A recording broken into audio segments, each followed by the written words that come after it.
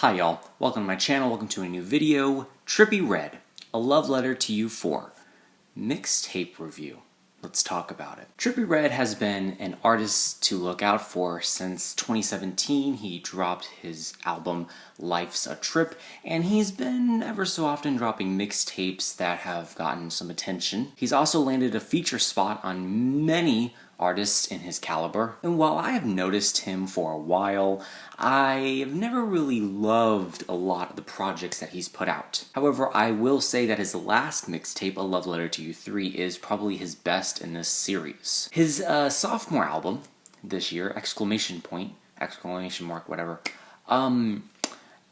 his worst project to date. I didn't even want to talk about it because I didn't want that to be the first, video on this channel to be talking about Trippie Redd. Because he's a talented artist, he's a talented rapper. He knows how to write some catchy hooks and knows how to ride a beat. So going into this mixtape, I wasn't expecting it to be horrible, but I did expect it to be, here and there, a little spotty. Not the best thing in the world, but certainly not the worst. However, I came out of this thing kind of having to face the fact that this is his worst mixtape yet. Because a lot of the songs on here just feel like filler. Like filler to the maximum. A maximum amount of filler you can put on an album.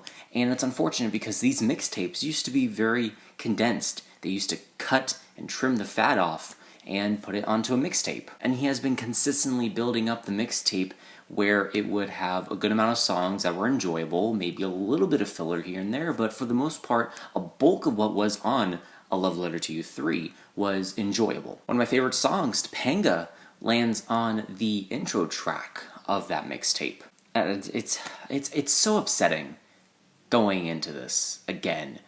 Just hearing the quality of Trippie Redd's material go down further. Not as bad as exclamation mark, but just in the terms of mixtapes. The worst mixtape that has no memorable songs on here. Very little of what's on this mixtape can even be played back in enjoyment or in entertainment value, because it's just a lot of what's on here is just either similar to one track and the next, or something that's so dime a dozen you can't pick it out of a crowd. And a lot of the features on this mixtape don't pan out all that well either. I barely see a good feature on this thing. Maybe one or two. I would say maybe the Lil Yachty feature's all right. The Maria the Scientist sounds okay, but her feature sounds like a normal R&B artist's feature. Like, you can't pick her out of a crowd either. And the last track on this album with Chris King is extremely ridiculous. Not like ridiculous funny. No, it's just really dumb. It just shows the technical ability of Chris King and Trippie Redd, but it doesn't show their lyrical capabilities. And this has to be one of the dumbest songs on this mixtape. Not as bad as the Lil Wop verse on Jungle Book. That is truly atrocious.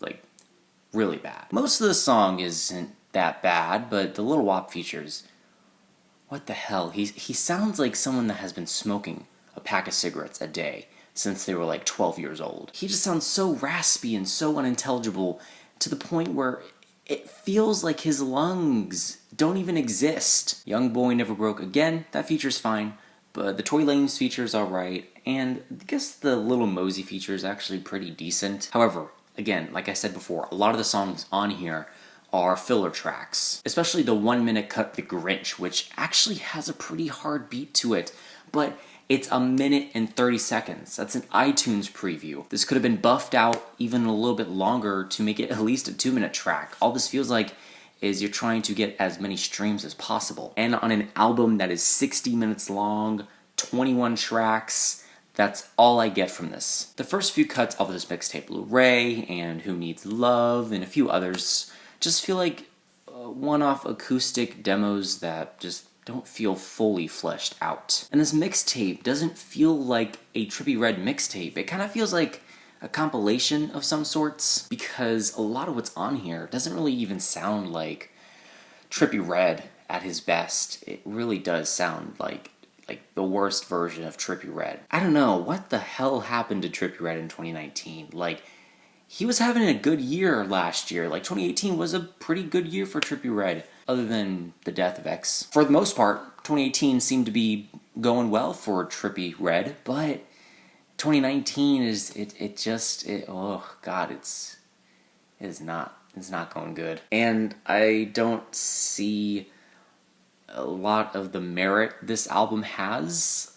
I just kind of see it as a bad mixtape that includes some weird experiments here and there that Trippie Redd wanted to embark on. Or you get trap bangers that feel so dime a dozen, so run-of-the-mill that you can't decipher them from a crowd. And I guess the last thing I want to say is that